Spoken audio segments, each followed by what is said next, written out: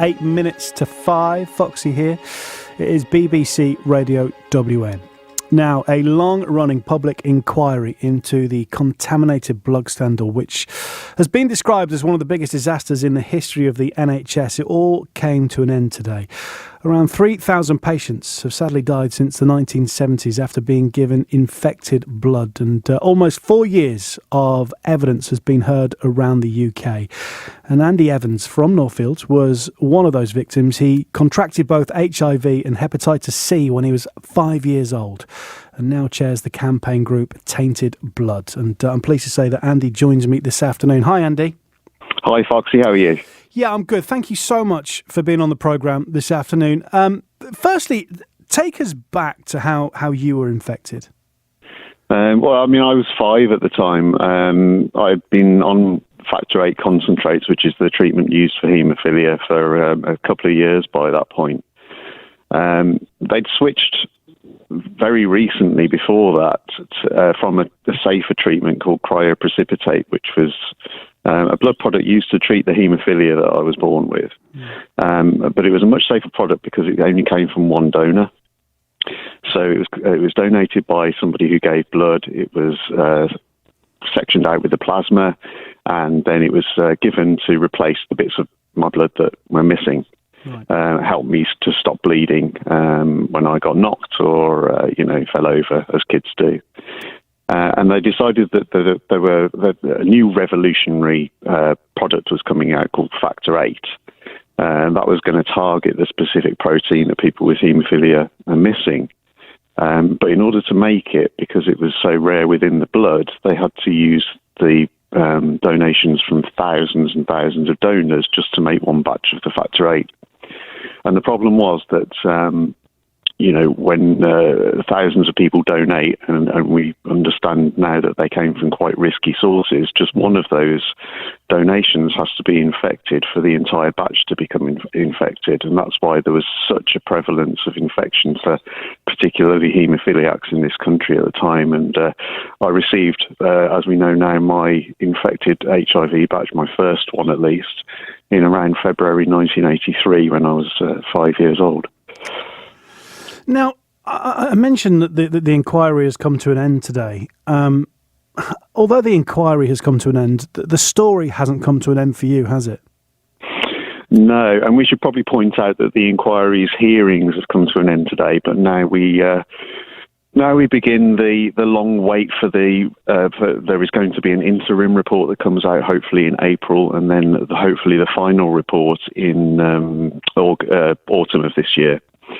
So the inquiry hasn't quite stopped yet. It stopped hearing public evidence, but it will continue its work in the background. So we await with great anticipation what Sir Brian Langstaff, the chair of the inquiry, comes out with in the end. But as you say, this is something that's weighed heavy. I mean, I'm 45 now. It's been 4 decades that I've been infected. I'm clearly one of the lucky ones, because people that were infected with HIV back in the day, there's only about a fifth of us left now. All those people have died since then. But being alive, obviously that's fantastic. I've managed to survive, beat the odds and whatnot, but it has a daily impact on my life and always will do. Do you feel the need to campaign, and to chair the campaign group Tainted Blood and do something to try and remember those people that sadly passed away? Yeah, I mean, back when I started the campaign group in 2006, it was off the back of several other campaign groups that had gone before, but the campaign had fallen stagnant for quite a long time. And the government line has always been, the best treatment was used that was available at the time, and they couldn't have done anything different, this or the other.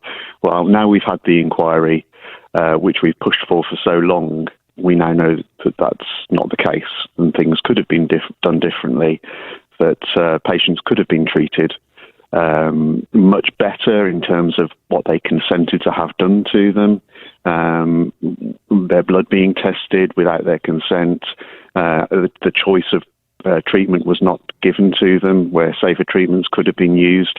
And so all of these things that the inquiry has heard over the last 4 years have vindicated our years and years of campaigning. Tainted Blood is a wonderful campaign tool, but it's also a great source of support for those who are left behind, and the bereaved people of those who have already died come to us on a daily basis seeking support from people who really know what they've been through. And I mentioned at the top that this inquiry, has seen so much evidence going on for 4 years. I mean, that must have taken its toll on yourself and fellow campaigners. It's incredibly harrowing. Yeah, I mean, I can't tell you the number of times that I've been brought to tears by listening to the testimonies of the victims that were given infected blood, or the parents of those children who have died already, the children of the parents that have died, widows, people just bereaved mothers. It's been absolutely heartbreaking so much of the time, and frustrating at times as well, because obviously you've got the obfuscation and the reluctance to admit fault on behalf of the Department of Health and government ministers and NHS and all those people who took those decisions back in the day. It's been a real roller coaster of emotions all the way through. And just finally, when this all comes to a conclusion, do you feel that you'll ever have or feel some resolve on this? I think this is the last bite at the cherry, really. If this doesn't bring us the closure that we so desperately need, I don't know where the next step is. I mean, we're still dying. Victims of this are still dying at the rate of 1 every 4 days at the moment. Wow. It's a contemporary problem as well. It's not just something that happened 4 decades ago. How can you move on from that, really? It's going to be something that stays with us forever. Well, listen, Andy, thank you very much for your time and being on the programme and just talking so openly about this incredible story. Thank you very much. Appreciate it. My pleasure, Foxy. No worries. That's Andy Evans there, who is the chair of the campaign group Tainted Blood.